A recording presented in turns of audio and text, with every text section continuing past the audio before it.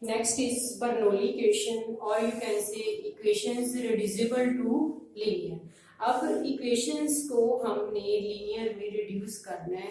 क्यों करना है देखो, because now our equations are of the type dy by dx plus py is equal to not q.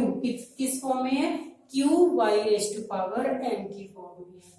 इसलिए ये इक्वेशंस को हमें जो है रिड्यूस करना पड़ेगा लीनियर इक्वेशंस में, और this type of equations are called Bernoulli's equations. So इसमें फर्स्ट स्टेप क्या है? Divide both side by y raise to power n. What is y? y क्या है? जो y raise to power n क्या है? जो हमारा राइट हैंड साइड पे फैक्टर आ रहा है q के साथ आ रहा है. सो सबसे पहले हमने y raise to power n के साथ दोनों साइड से डिवाइड कर देना है, सो दैट हमारे पास क्या आ जाएगा? देखो, जब डिवाइड किया this become 1 upon y dn, और you can write it as y raise to power minus n dy by dx. यहाँ पे ऑलरेडी एक y था, हमने y dn से डिवाइड किया तो ये बन गया इन दिस फॉर्म, और ये ऊपर जाके क्या बन गया? y raise to power 1 minus n. This p as it is equal to q, और इसमें y dn जो है हमारा क्या हो गया? कैंसिल हो गया. So first step to reduce linear, we simply divide whole term by y raise to power n. Now next step क्या है? जब हम लीनियर बनाते हैं तो हमारे पास यहाँ पे होता है py इज इक्वल टू. सो हमने इसको y बनाने के लिए या सॉल्व करने के लिए y raise to power 1 minus factor को ही हमने क्या सब्स्टिट्यूट कर लेना है? Some another variable like t हमने इसको बोल दिया. This is equal to t. Next बेटे, जब कोई चीज पुट करते हैं जिसमें हमें सारा क्वेश्चन उसको उसी वेरिएबल में बनाना पड़ता है. Now we are finding derivative. Power आगे आ गई, इसका आ गया y की minus n, dy by dx is equal to dt by dx. We are differentiating with respect to x, so that हमारे पास ये टर्म आ गई. हमें ये टर्म चाहिए तो 1 माइनस n भी उस साइड लेगी, तो मेरे पास y raise to power minus n dy by dx किसके इक्वल आ गया? 1 upon 1 minus n dt by dx. So आप हमेशा देखोगे, चेक करोगे क्वेश्चन में, आपके पास जो फर्स्ट टर्म है वो कंप्लीट फैक्टर आपके पास यहाँ पे बन जाएगा when we are dividing by y raise to power n and then substituting this term y raise to power 1 minus n is equal to t.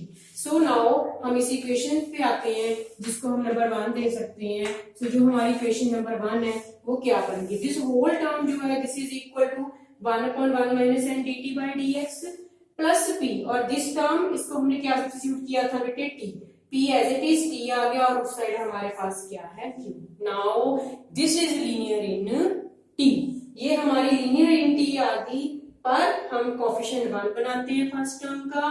तो हम क्या करते हैं, इसमें फर्स्ट टर्म का जो कोएफिशिएंट है 1 अपॉन 1 माइनस n, इसको थ्रू आउट सारे टर्म से मल्टीप्लाई कर देते हैं, सो दैट यहाँ पे कोएफिशिएंट जो है हमारा यूनिटी बन जाए. तो जब इसको मल्टीप्लाई किया, इसके साथ कैंसिल हो गया, यहाँ पे टर्म आ गई, और ये दोनों तरफ हमारा 1 माइनस n फैक्टर आ गया, और जो फर्स्ट टर्म है उसका कोएफिशिएंट क्या बन गया हमारे पास? 1. नाउ दिस इक्वेशन इज क्या है? लीनियर है. हमने इसको रिड्यूस कर दिया लीनियर में, और अब नाउ हमारा वेरिएबल क्या है? चेक किया जाए dt बाय dx, और ये लीनियर किसमें बनी है? अब हमारी t में लीनियर बनी है. This is linear in t.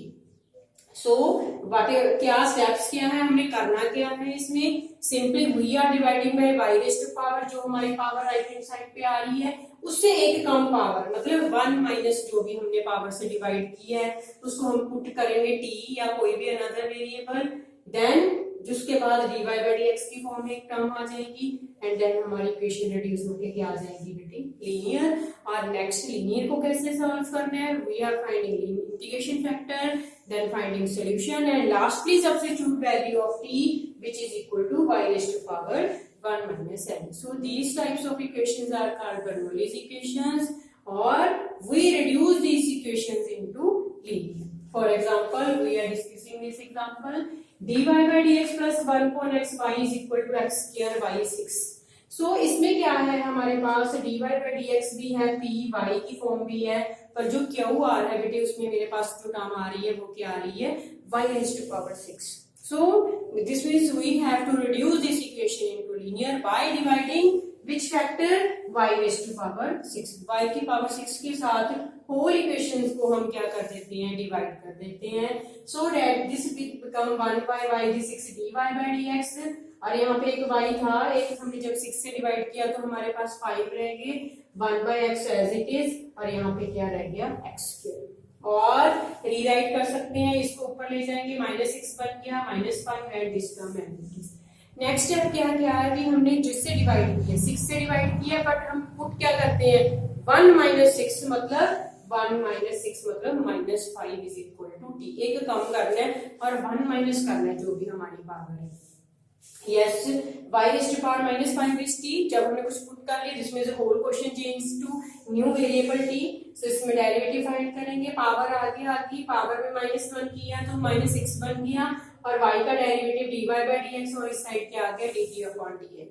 Now you know आपकी फर्स्ट टर्म बनेगी, इसमें हमेशा हमें पता लग जाएगा अभी अब हमने सब्स्टिट्यूट सही किया कि नहीं, हमारी फर्स्ट टर्म हमेशा बनेगी इसमें, सो वो हमारी टर्म बन गई -1/5 एक्स्ट्रा, उसको दूसरी साइड लेंगे, और ये हमारे पास आ गया y raised to power -6 dy by dx is equal to -1/5 dt by dx।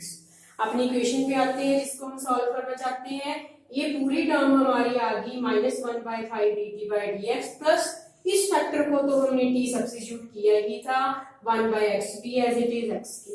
Now बेटे this is linear in t, t में लीनियर आ गई, आप चेक कर सकते हो, ये dt by dx है, ये t वाली टर्म है, और उस साइड क्या है, विदाउट t वाली टर्म है, so this is linear in t, but our condition क्या है, ये लीनियर इन t जरूर आई है, पर हमारा जो कोएफिशिएंट वो यूनिटी होना चाहिए, तो उसके लिए हमने -1/5 आ रहा है, तो 5 से या -5 से हम क्या कर देंगे, थ्रू आउट होल इक्वेशन को मल्टीप्लाई कर देते हैं, सो दैट ये टर्म का कोएफिशिएंट 1 बन गया, इसमें -5 आ गया, और राइट हैंड साइड पे भी -5, जो -5 से मल्टीप्लाई करना है या डिवाइड करना है बेटे, ये हमने ध्यान रखना है, दोनों साइड ही हम वो फैक्टर से उसको सॉल्व करेंगे। Yes, now you can check this is linear in t, और लीनियर को कैसे सॉल्व करते हैं, ऑन कंपेयरिंग, कंपेयर करेंगे बेटे। Now because of our variable is t, तो इसका कोएफिशिएंट क्या बन गया, -5/x, और वो क्या होता है p, और राइट हैंड साइड पे जो फैक्टर है वो हमारा क्या है, q। Next is to find integrating factor, e raised to power integral p dx, -5 को बाहर ले लेते हैं, 1/x की इंटीग्रेशन रहेगी, वो क्या होती है, log of x बेटे।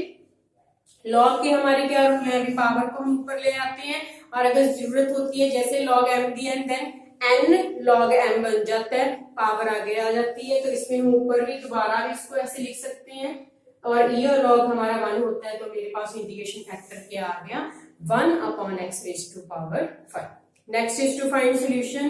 नाउ अब हमें इसमें क्या ध्यान रखना है, जब हमारी लीनियर इन y थी तब हमने y इनटू सॉल्यूशन लिखा था, अब हमारी इस इक्वेशन लीनियर इन t है, तो सॉल्यूशन भी क्या आएगा, t into integrating factor integral q, what is q, -5x square into integration factor dx plus c, और dx ही क्यों आया है, बिकॉज जो हमारा नीचे वेरिएबल है वो x ही है, बट ये इक्वेशन जो है वो लीनियर इन t है, तो इसलिए हमने यहाँ पे t चेंज कर दिया, और अगर यहाँ पे हमारा कोई y होता या कोई और वेरिएबल होता तो वो यहाँ पे भी dx की जगह पे वो चेंज हो जाती टर्म बेटे, यहाँ पे भी अकॉर्डिंग टू क्वेश्चन किस में हमारी लीनियर बन रही है, कौन सा वेरिएबल।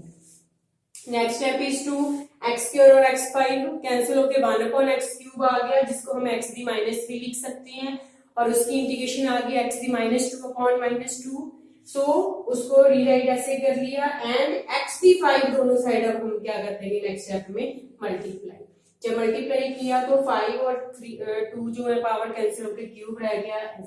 लास्ट स्टेप क्या है, अवर क्वेश्चन क्या है, in x and y, so हमने t इंट्रोड्यूस किया था, now lastly we are substituting value of t which is equal to y raised to power -5, बाकी रिजल्ट जो हमारा क्या है एज इट इज आ जाएगा।